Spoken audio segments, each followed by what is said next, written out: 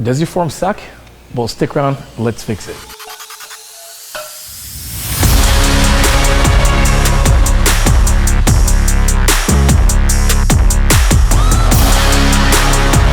What is up? It's your boy Johnny Street Vibe Feeding Promise Italic. It is. Welcome back to the channel. We're here again at the Blue Star Nutraceuticals headquarters, and today we're gonna fix your big three: bench, deadlift, and squat. Anyway, guys, without further ado, keep your eyes glued to the screen and your ears glued to the speakers, and let's learn some shit. Everybody's body's a lot different. So depending on your shin bone length, your thigh bone length, and your torso length is gonna determine what kind of squatter you are. If you have, say, if you have a short shin bone and like a really long thigh bone and a very short torso, you might be one of those squatters that end up doing this. The opposite. You might be one of those squatters that do a lot of this and sit back. Sometimes we squat down, then we have our feet come off the ground, our heels come off. Or we only can get this far because we can't get that proper knee over toe. We want to be able to achieve squatting, getting all the way down and all the way up. Now, if that's hard for you to do and you find that your heels have come off the ground, that's when we apply something like a wedge.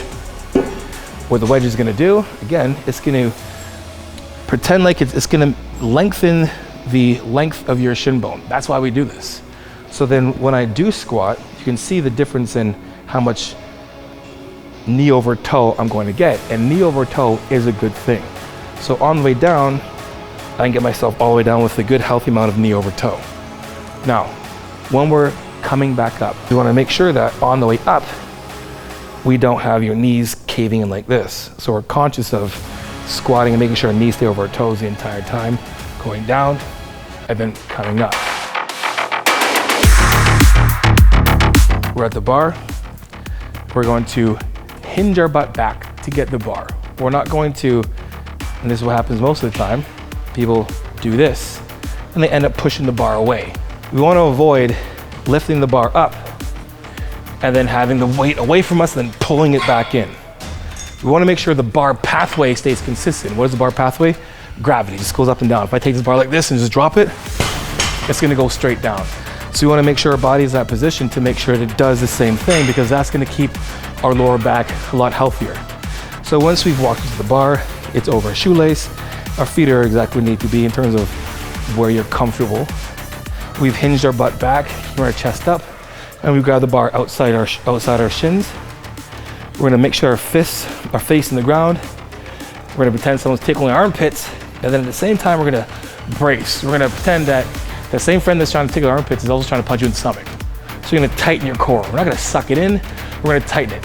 Brace your core as if someone's gonna come by and sock you in the stomach. If you got friends like that, good job. Our friends trying to tickle our armpits and trying to punch us in the stomach, we're tight, head's gonna be up, and then we're gonna push into the floor, pull up, hips forward. Then we're gonna put the bar right back down the same way it came back up. Hips are gonna go back, down to the floor. What we wanna avoid is our shoulders being here, pulling up, and then pulling it in, and then riding it back down like this, and that happens all the time. What that does is takes the bar pathway and makes it do this. And you think about the fastest point from A to B is a straight line.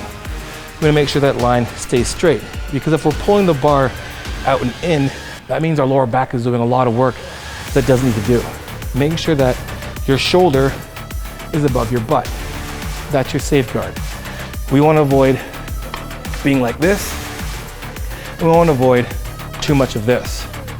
Now, rule of thumb, if your butt goes up, the weight goes up.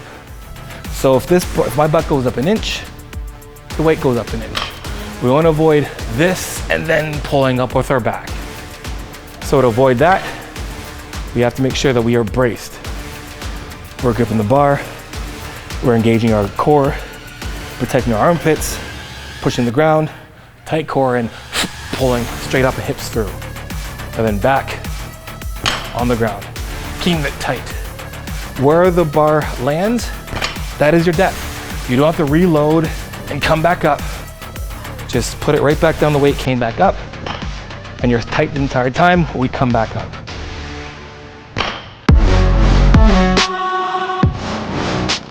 Okay, let's talk about some common bench mistakes and fix them right now. I am one with the bench. Now I'm gonna grab the bar, roll it close to me. I'm gonna push it up a bit, and then I'm gonna pull it right down so it's over my chest. Remember, we're gonna work with gravity. The bar pathway is gonna come down and press back up. Now, I see a couple things all the time in videos. We're gonna stack the joints. What does stack the joints mean? It doesn't mean smoking weed. It means literally making sure the fist, wrist, and elbow are under the bar. And that's gonna give you a good line or a good bar pathway. We see a little bit of this too much and the bar kind of comes and does this, or too far in front and we're doing this and we have this flaring thing that happens. And this right now is putting a lot of pressure on my shoulder and it doesn't feel healthy whatsoever. So we want to make sure that our fists, wrists, and elbows are under the bar. So when we push, we're strong on the way up. And then every time we press, and I have no weight on, it stays in the same place. We want to make sure the bar pathway stays consistent. Now, a couple of things you can do to make sure that we can stack the joints is pretend you're trying to bend the bar this way and this way. So when I'm up here and I roll my shoulders back over my ears, the bar's here, if you see my shoulders are kind of flare, I'm going to try and bend the bar a little bit. That's going to get my elbows in a line with the bar, so when I break at the elbows, it stays under the bar. And then when I'm benching, I'm trying to literally bend the bar on the way up. This is going to force a lot more activation in the chest. I'm trying to do this. When you're doing bench press or using a bar, what happens is we can't fully get the arm to a dot like we would if we're doing dumbbells. So to activate the chest even more, we're going to create this tension by trying to bend the bar. So pinkies on the ring fingers on the smooth, shoulders back away from my ears, pressing the weight up, pulling it over my chest, and then I'm going to take a deep breath in, and then press. I'm going to control the weight down and press. And we can go all the way down to the chest. And then pressing up. The only way this is going to come up is the proper way. So make sure that from floor to core, my feet are planted, my glutes are engaged, my core is engaged, my shoulders are backing away from my ears. I'm grabbing the bar, pushing it up, pulling it over to positioning, pausing for a second, lowering the weight, making sure the joints are stacked. Fists, wrists, and elbows are under the bar. Deep breath in, and pressing.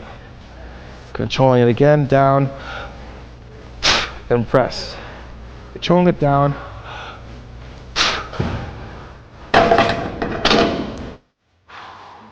(10 to 12, 15 reps.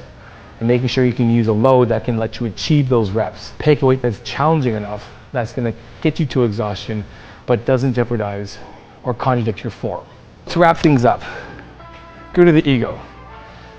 Your big three are gonna be your staple to some of your lifts. So if you're just beginning, take the time to learn proper form. Remember, you wanna load on dysfunction. The healthier we can be, the longer we can continue to make those gains. If you injure yourself, you're no good to anybody. That's what my coach used to say. Basically, if I cannot play, then I'm no good to playing. If I cannot lift, then I cannot get to my goals. So take the time to learn proper form. When you're squatting, feet a little bit outside shoulder width apart.